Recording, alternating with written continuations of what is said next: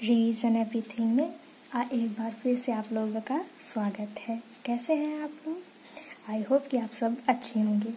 तो आज का जो हमारा टॉपिक है वो है समास। बिना समय गंवाए चलिए शुरू करते हैं। सबसे पहले तो आप लोग ये समझ लीजिए कि समास कहते किसे हैं।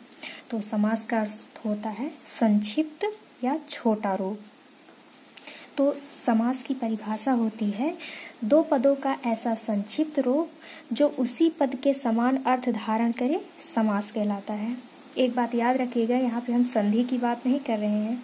संधि में शब्दों का मेल नहीं बल्कि वर्णों का मेल होता है, लेकिन समास में पदों का मेल होता है। यही दोनों में अंतर है, इसको आप लोग हमेशा ध्यान रखिएगा।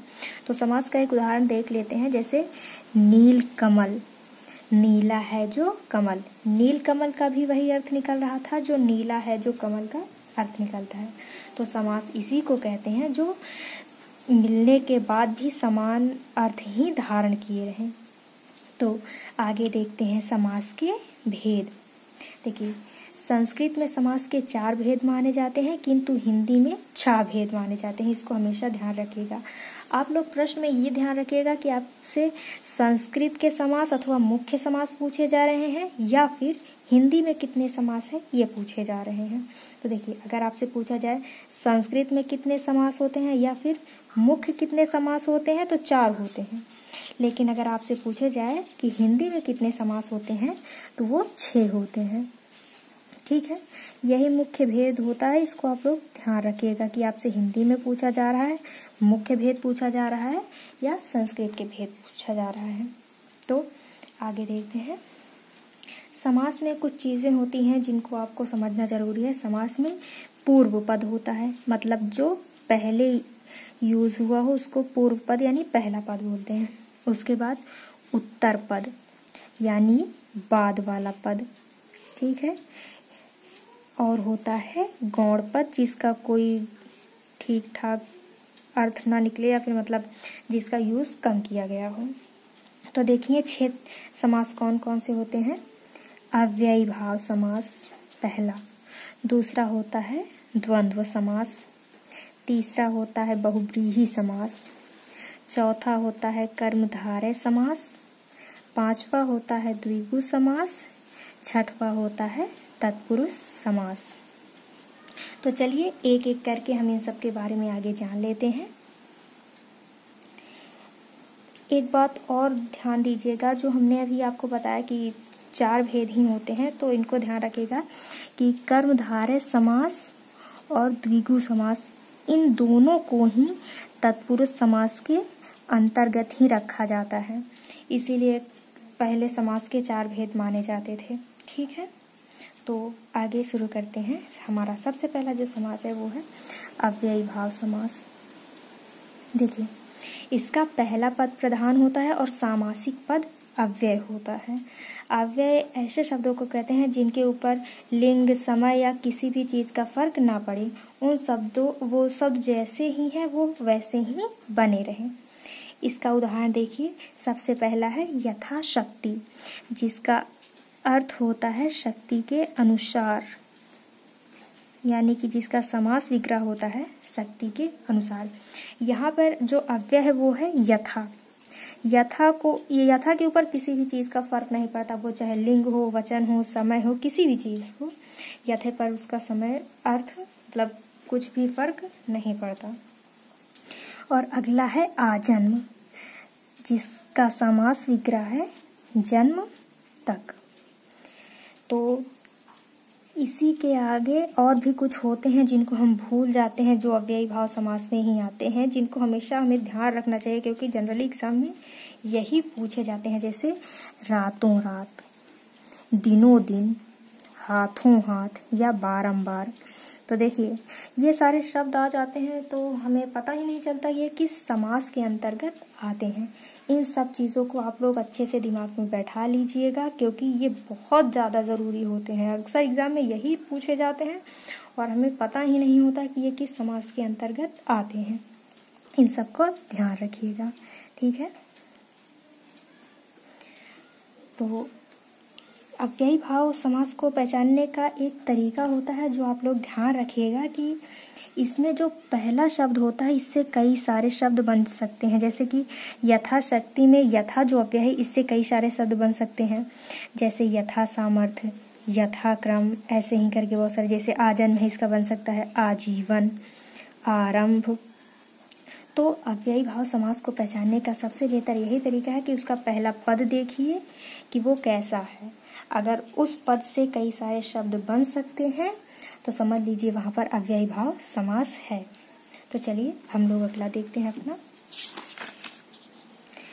जो अगला है हमारा वो है द्वंद्व समास। द्वंद्व का अर्थ होता है जोड़ा। इसमें दोनों पद प्रधान होते हैं और दोनों के बीच योजक चिन्ह और छुपा होता है। ठीक है, दोनों का बीच योजक चिन्ह और छुपा होता है और इसका अर्थ होता है जोड़ा। इसको हमेशा ध्यान रखिएगा। योजक चिन्ह होता है और, जैसे रामकृष्ण जिसका समास विग्रह होता है राम और कृष्ण। पितरौ समास विग्रह माता और पिता। धर्माधर्म समास विग्रह धर्म और अधर्म। पापा पुण्य, पाप और पुण्य। ठीक है, तो देखिए यहाँ पर आपको शब्द से ही समझ जाना चाहिए द्वंद्व। मतलब जैसे लग नहीं रहा है कि थोड़ा सा लड़ाई हो रही है दोनों के बीच, ना ही वो कम है ना ही वो कम है, मतलब इसमें दोनों पद प्रधान होते हैं। तो हमारा अगला है बहुव्रीहि समास। इसमें दोनों पद प्रधान न होकर अन्य पद प्रधान होता है। इसमें दोनों पद प्रधान न होकर अन्य पद प्रधान होता है।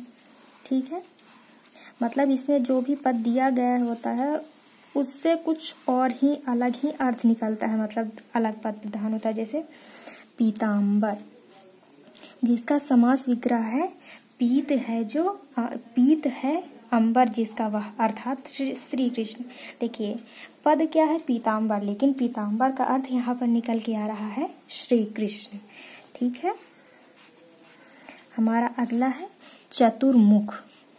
चतुर्मुख का वैसे तो अर्थ होता है चार हैं मुख जिसके, लेकिन इसका अर्थ क्या होता है ब्रह्मा जी। मतलब जो दिया गया पद है वह इसमें प्रधान नहीं है बल्कि अन्य पद प्रधान है। अगला है जलज, जो जल से उत्पन्न हुआ हो, लेकिन इसमें होता है कमल, है ना। अगला है चंद्रशेखर। चंद्रशेखर का मतलब होता है चंद्रमा शिखर पर है जिसके वह, लेकिन इसका अर्थ होता है शिव। चंद्रशेखर शिव जी को कहते हैं। तो बहुव्रीहि समाज को पहचानने का सबसे अच्छा तरीका यही है कि इसमें हमेशा पर्यायवाची दिया गया रहेगा। जैसे पीताम्बर है, पीताम्बर श्री कृष्ण की पर्यायवाची है। चतुर्मुख ब्रह्मा की पर्यायवाची है। जलज कमल की पर्यायवाची है और चंद्रशेखर शिव की पर्यायवाची है। तो बहुव्रीहि को याद करने का सबसे बेहतर तरीका है कि आप लोग ध्यान दीजिएगा कि उसमें पर्यायवाची का यूज हुआ रहेगा। ठीक है, तो अगला देखते हैं। अगला है हमारा कर्मधारय समास।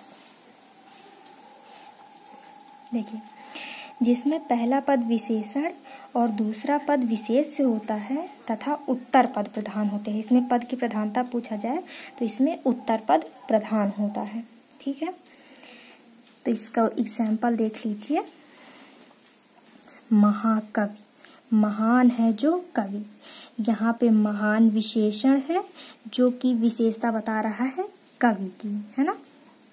तो महान है जो कवि, इसमें कौन सा समास है कर्मधारय समास। अगला है महात्मा, महान है जो आत्मा। सन्मार्ग, सत है जो मार्ग। चरण कमल, चरण के सदृश कमल। इसमें ध्यान रखिएगा कि इसमें विशेषण और विशेष का संबंध होता है। ये बहुत ही जरूर, मतलब याद करते समय बहुत ही ज़रूरी होता है, ताकि अगर कभी एग्जाम में पूछा जाए तो हमें ये रिमेम्बर रहेगा कि कर्मधारय समास में विशेषण और विशेष की संबंध होता है। तो अगला हमारा जो समास है वो है द्विगु समास। देखिए, जिस समास में प्रथम पद संख्यावाची होता है और उससे समूह का बोध होता है वहां पर द्विगु समास होता है। ठीक है, जैसे देखिए अष्टाध्यायी, 8 अध्यायों का समाहार। नवग्रह, 9 ग्रहों का समूह।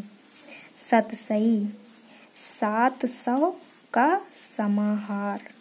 त्रिकोण, 3 कोणों का समूह। इसमें देखिए जो हमने हाईलाइट किया हुआ है, पहला पद संख्यावाची और अगला पहला पद संख्यावाची होता है और समूह का बोध होता है।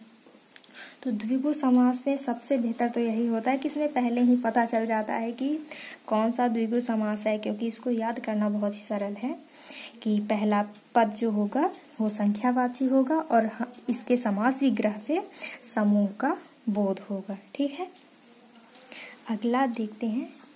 और इसका जो आखिरी है छठा, तत्पुरुष समास। इसमें पहला पद गौड़ होता है और अंतिम पद की प्रधानता होती है और इसमें भी पद विशेषण और दूसरा पद विशेष से होता है और इसमें कारक चिन्हों के आधार पर इसके 6 भेद होते हैं।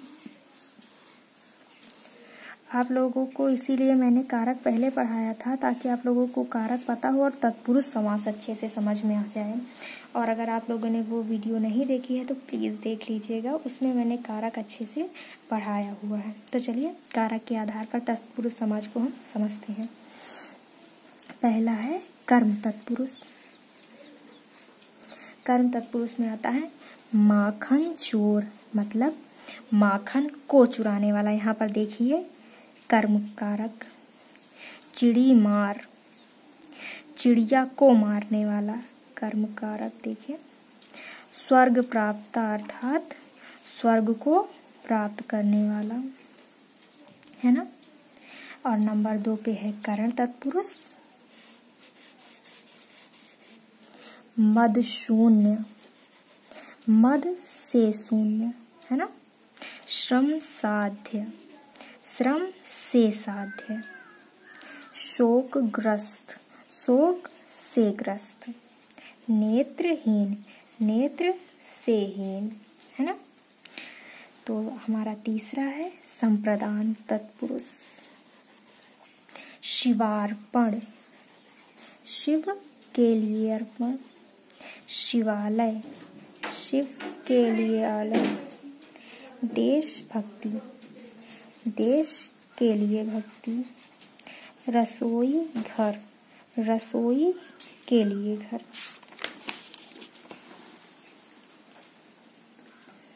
अपादान तत्पुरुष। पदच्युत, पद से अलग।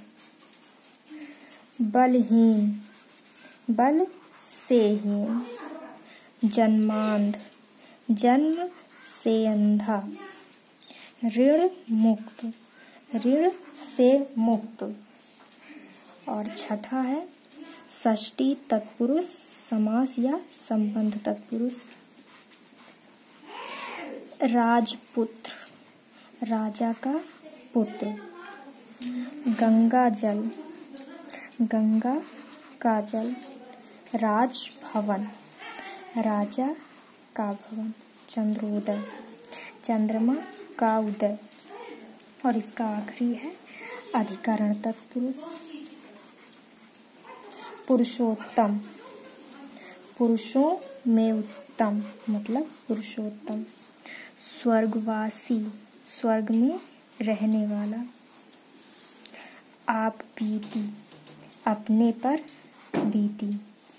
जल मग्न, जल में मग्न। देखिए यहाँ पर जो तत्पुरुष दिया होगा उसी के मतलब जो कारक होगा उसी के आधार पर यहाँ पर तत्पुरुष भी है। तो आई होप कि आप सबको समझ में आ गया होगा। एक बार फिर से आप लोग रिवीजन कर लीजिए कि देखिए हिंदी में तत्पुरुष हिंदी में समास कितने प्रकार के होते हैं? 6 प्रकार के। लेकिन मुख्य समास अथवा संस्कृत में समास 4 तरीके के होते हैं। जो कर्मधारय समास और द्विगु समास होता है उसको तत्पुरुष समास के अंतर्गत रखते हैं। अगर पहला हम अव्ययी भाव समास देखें तो इसमें पहला पद अव्यय होता है। इसको समझने का सबसे बेहतर तरीका है कि इसके पहले पद को देखिए, अगर उससे और भी सारे शब्द बन जाते हैं तो समझिए वहां पर अव्ययी भाव समास है। और दूसरा द्वंद्व समास, यहाँ पर दोनों पद प्रधान होते हैं, बीच में योजक चिन्ह लगा होता है जिसको और कहते हैं। तीसरा है बहुव्रीहि समास जिसमें पर्यायवाची का यूज किया गया होता है। चौथा है कर्मधारय समास जिसमें विशेषण और विशेष का संबंध होता है। पांचवा है द्विगु समास जहाँ पर पहला पद संख्यावाची होता है और समास से समूह का बोध होता है। उसके बाद है तत्पुरुष समास जिसमें कि कारक के आधार पर ही इसमें दिया गया है और कारक के आधार पर इसको 6 भाग में बांटा गया है।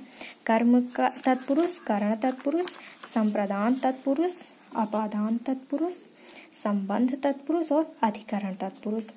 अगर आप लोग कारक अच्छे से समझ लेंगे तो तत्पुरुष समास एकदम अच्छे से आप लोगों को याद हो जाएगा। अगर आप लोग देखना चाहें तो यहाँ पर कारक चार्ट है, आप लोग इसको भी देख लीजिएगा। हालांकि इसके लिए ऊपर मैंने एक अलग वीडियो बनाई है, बाकी अगर आप लोगों को अच्छा लगे तो देख लीजिएगा। आई होप कि आप सबको वीडियो अच्छी लगी होगी। तो मिलते हैं नेक्स्ट वीडियो में। Thank you.